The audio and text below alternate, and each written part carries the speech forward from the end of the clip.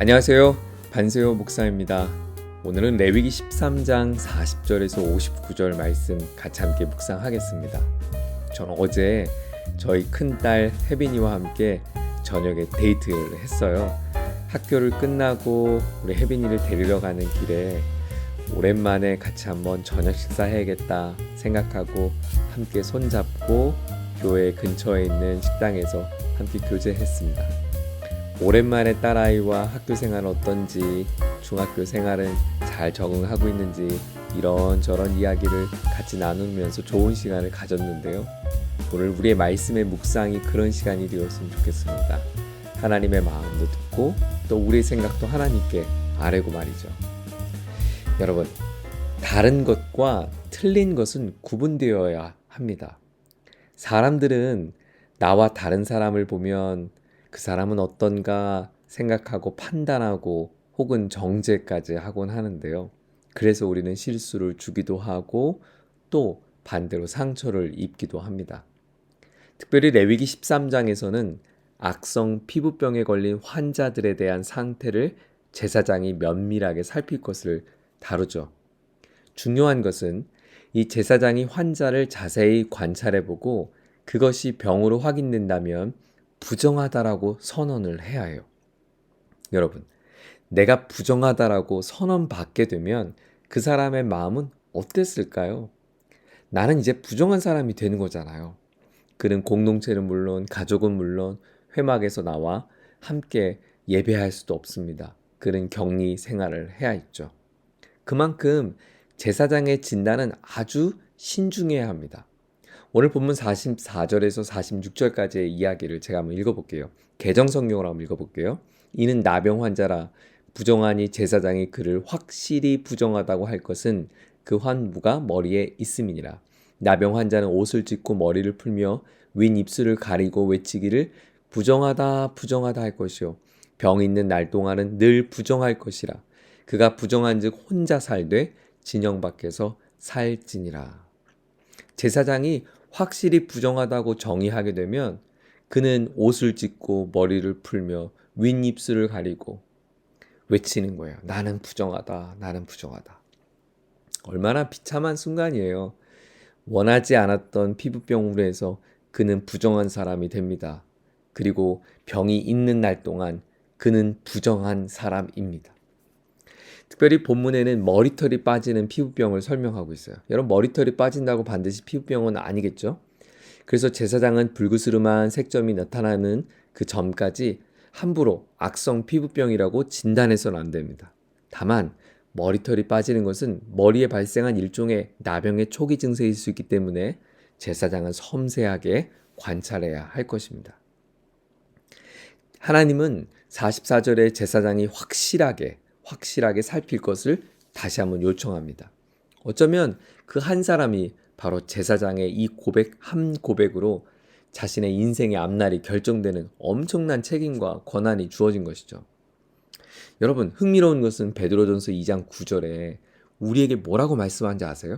너희는 택하신 족속이요 왕 같은 제사장들이요. 여러분, 놀랍지 않습니까? 저와 여러분의 그 입술과 삶에 이런 권세를 주셨다는 거예요. 축복의 권세고요. 기도하는 권세고요. 은혜를 끼치는 권세고요. 두렵고 떨리는 마음으로 오늘의 삶을 신중하게 바라보며 하나님의 아름다운 덕을 선전하는 사명을 우리에게 주셨다는 거예요. 저는 오늘 제사장에 이렇게 구체적으로 환자를 잘 살피는 그 귀한 사명을 바라보면서 하나님께서 오늘 나에게 어떤 선포를 하게 하시는지, 어떤 것을 보게 하실지 그것을 다시 한번 묵상하게 되는 그런 시간이 되었습니다. 두 번째 본문의 이야기는 천이나 가죽 제품에 생기는 곰팡이를 어떻게 처리할까 여기에 대한 말씀이에요. 여러분, 하나님은 백성들의 몸의 거룩함만을 요구한 것이 아니었어요. 그들의 의복, 제품까지도 구별하고 깨끗해지기를 원하셨어요. 물론 여러분, 곰팡이의 특성은 확 번지잖아요. 그래서 내가 몸이 아무리 깨끗하다 할지라도 내 주변의 상황이 깨끗하지 않으면 그 내 몸도 깨끗함을 유지할 수 없다는 거예요. 삶이 더럽고 지저분해지면 부패하면 그 사람의 사람도 역시 부패한 것이기 때문입니다. 그래서 이 경우 제사장은 의복을 일주일간 따로 보관할 것을 요청하시고요. 그래서 더 이상 곰팡이가 피지 않도록 잘 관찰하도록 합니다. 깨끗이 빨도록 지시해야 합니다. 그런데 만일 더 이상 진척이 없을 경우에는 그것을 이렇게 명합니다. 57절 보세요.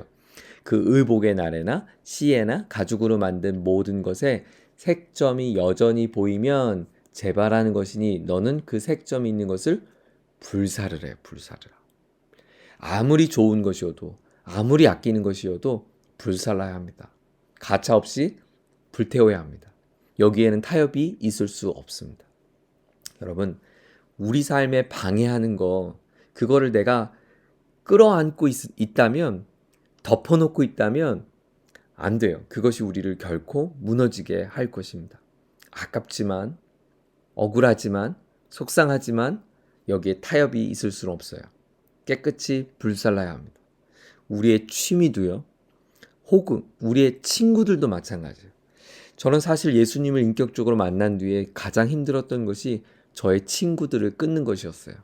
그 친구들에겐 미안하지만 저에게 하나님의 거룩한 삶을 방해하는 그 관계들은 과감하게 끊어야 제가 살 수 있었어요. 사랑하는 여러분, 과감히 우리의 부정한 것을 불태울 수 있는 은혜가 있기를 소망합니다. 오늘 말씀을 좀 정리해 볼게요. 하나님은 우리를 축복의 통로로 삼으셨어요. 우리에게 제사장의 역할을 당부하셨어요. 자, 오늘 곰팡이가 피어서 피부병이 번지고 어려움 속에 있는 그들을 보호하기 위하여 제사장을 어떻게 사명을 감당하게 하셨는지 다시 한번 묵상해보고 그런 역할로 오늘 나를 왕과 같은 제사장으로 삼았다라고 하는 메시지가 아마 여러분에게 저에게 큰 의미로 다가올 것입니다. 더 나아가 죄는 타협도 가질 수 없다. 오늘 나로 하여금 내 안에 부패하게 만드는 그 어떤 구습들 그것이 무엇인지 냉철하게 진단하고 죄악을 과감하게 도려낼 수 있는 용기 오늘 여러분과 제 안에 있기를 소망합니다. 오늘 하루도 그렇게 주님 안에서 거룩하고 복된 하루 살아가기를 축복합니다. 기도하겠습니다. 하나님 아버지, 우리의 삶에 왕과 같은 제사장 삼아주신 귀한 사명 기억하며 내 입술로 아름다움을 선포하고 거룩함을 구별하여 볼 수 있는 눈과 귀가 열리는 복된 하루가 되게 해 주옵소서. 주님, 작은 곰팡이와 같은 우리의 죄악도 하나님 냉철하게 바라보며 도려낼 수 있는 용기를 주시고 하나님 앞에 구별된 우리 시간과 물질과 마음의 열정을 하나님께 드릴 수 있도록 축복해 주옵소서. 예수님의 이름으로 기도드립니다. 아멘.